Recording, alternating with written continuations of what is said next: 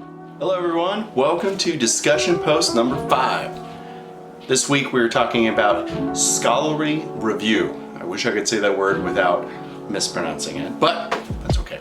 So this week we were tasked to look into the America History and Life full text and to find 3 sources and kind of discuss them.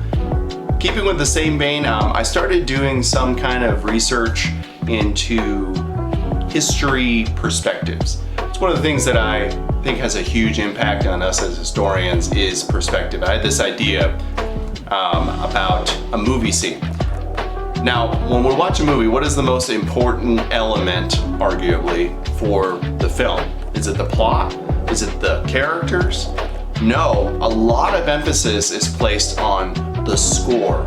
Otherwise, the music. The music is what makes the scene. I had this idea of presenting a class talking about this and having the same scene of a red car pulling a trailer, driving down an old country lane, and playing different types of music to describe the scene. So scary music, thriller music, happy music, whimsical music, just different types of music to emphasize the idea that our perspectives have a huge impact on history.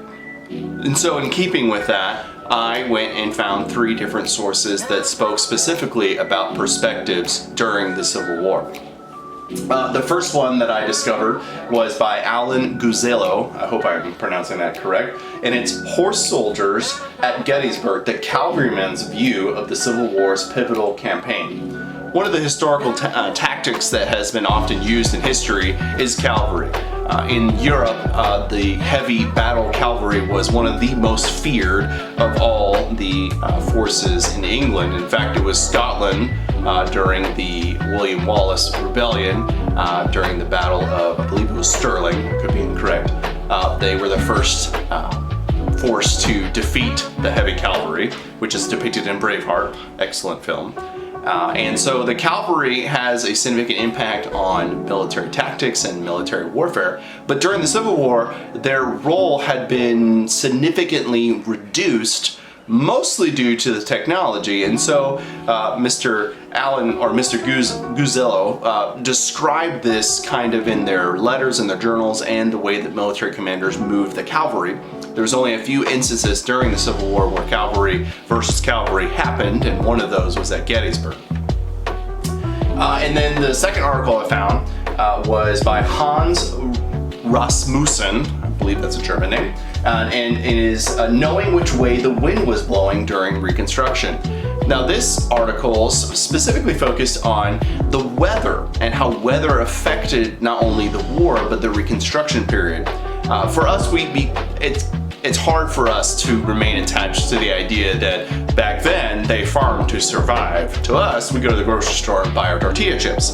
But during that time, if you had a bad year, if there was a bad frost, something like that, it could spell disaster. And so during the Reconstruction period, that was a big deal because, as we know, the North and the South kind of wrecked the South in a lot of ways during the Reconstruction period. And so it was an article based on the perspectives of the farmers, the families that had to rebuild after the Civil War with the weather in mind.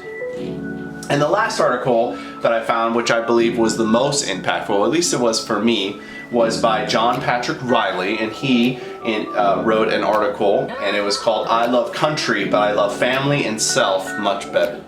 And what his article focused on was the family element of the Confederate soldiers. And so what he was trying to depict was the idea that family was more important of a duty than it was as a soldier. And so he found hundreds of letters of family men and husbands and fathers trying to lead their families from afar and struggling with that and realizing that the war was taking them away from their principal duty as being fathers and husbands rather than on the front. And so each of these articles represent a significant theme of perspective. The first article was about the cavalrymen and how they viewed the changing in technology and how they were being applied. The second article was the weather, specifically talking about how the weather impacted the Reconstruction and the Civil War era. And then the last article was, of course, the family and how the family man and husband compared to the single soldier, and Mr. Riley used a bunch of primary sources. I thought this was an excellent discussion post topic. I really enjoyed this one. Getting a little better with the database. I hope you guys are too. Well, I appreciate it, and thanks for watching.